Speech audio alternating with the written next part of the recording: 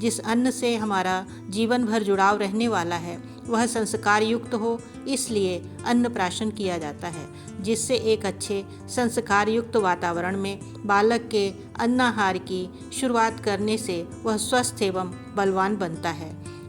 जय माता दी। 16 संस्कारों की कड़ी में है अन्नप्राशन संस्कार।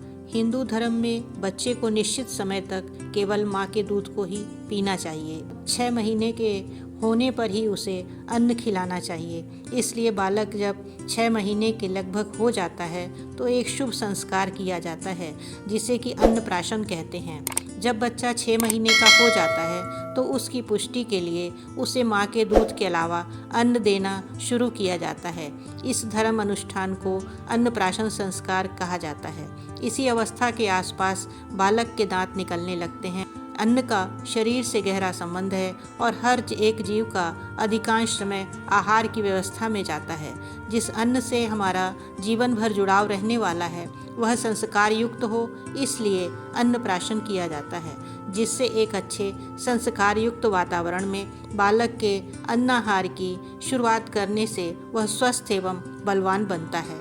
हिंदू धर्म के यजुर्वेद के 40वें अध्याय का पहला मंत्र है तेन त्यक्तेन भुजिनथा, जिसका अर्थ है त्याग के साथ भोजन करना। इसलिए जब हम भोजन बनाते हैं तो उसमें गाय की रोटी, कुत्ते की रोटी, चींटियों के लिए आटा और मछलियों के लिए निकाल कर भगवान को अर्पित करने के बाद भोजन सेवन करने को श्रेष्ठ माना जाता है। जब पहली फसल होती है तो फसल में से अन्न निकाल कर ही उसे पहले धर्म कर्म में लगाया जाता है और उसके बाद ही खुद के उपयोग में लिया जाता है। त्याग के साथ अन्न प्राप्त करने की यह रीति सनातन काल से चली आ रही है। अन्नप्राशन के लिए क्या क्या सामग्री मुख्य रूप से होना जरूरी है, आइए देखते हैं। यज्ञ पूजन सामग्री, देव पूजन सामग्री, चांदी की कटोरी, चांदी की चम्मच, तुलसी दल, गंगा जल विधि, कर्मकांड की विधि। पात्र पूजन के लिए अन्न संस्कार, विशेष आहुति, क्षीर प्राशन। पात्र पूजन, बालक को जिस पात्र से अन्न प्राशन करवाया जाता है उस पात्र का शुद्ध होना बहुत ही जरूरी होता है, क्योंकि एक कुसंस्कार युक्त पात्र यानी कि गलत या गंदे पात्र में अगर किसी संस्कार युक्त आहार को नहीं रखा जाना चाहिए। इसलिए बालक के अन्नप्राशन संस्कार में बच्चे को खीर चटाने के लिए चांदी के पात्र का उपयोग किया जाता है। चांदी को शुद्धता का प्रतीक माना जाता है और इसलिए पहले पात्र का पूजन किया जाता है। पात्र पूजन विधि, सबसे पहले पात्र पर चंदन या रोली से स्वास्तिक बनाएं और उस पर अक्षत और पुष्प अर्पित करें। साथ ही भगवान से प्रार्थना करें कि इन पात्रों में दिव्यता स्थापित हो और अन्न को दिव्यता प्रदान करें और उसकी रक्षा करें। शिशु के पैदा होने से लेकर अन्नप्राशन तक वह केवल दूध पर निर्भर रहता है। इसके बाद यह नहीं कि उसे किसी भी तरह का आहार दे दिया जाए। उसे संस्कार में खीर इसलिए चटाई जाती है कि वह पेय और खाद्य के बीच की स्थिति होती है। इसलिए जैसे जैसे बच्चा बढ़ता जाता है और उसकी आयु और उम्र के अनुसार उसे भोजन करना चाहिए।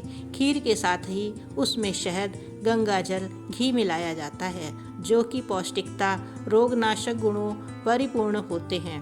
खाद्य में जो भी वस्तुएं मिलाई जाती हैं उन्हें मंत्रोच्चार के साथ मिलाया जाता है, जिससे उनमें संस्कार, सद्भाव, सद्विचार और श्रेष्ठ संकल्प प्रवेश करें, क्योंकि अन्न और जल में भावनाओं को ग्रहण करने की क्षमता होती है। अन्नप्राशन के लिए आवश्यकता अनुसार ही खीर और अन्य वस्तुएं मिलानी चाहिए। अधिक लेने से इसका छोड़ना, इसका तिरस्कार होता है।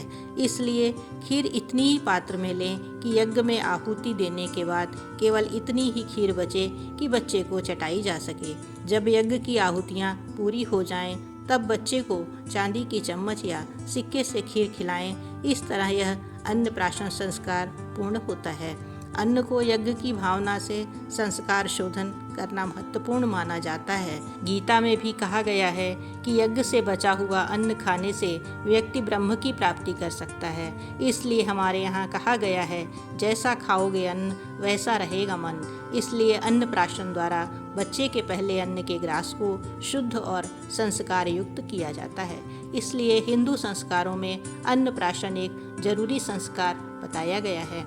अन्नप्राशन पूजा एक जरूरी पूजा है और आपका शिशु संस्कारवान, अच्छे व्यक्तित्व वाला और बलवान बने। इसके लिए आपको अन्नप्राशन संस्कार पूरे विधि विधान से करवाना चाहिए अथवा करना चाहिए। आशा है आपको यह जानकारी अच्छी लगी होगी। आप इसका लाभ स्वयं तो उठाएं, साथ ही अपने परिचितों के मध्य भी इस जानकारी को शेयर करें। मिलते हैं जल्दी ही 16 संस्कारों की अगली कड़ी में। जय माता दी।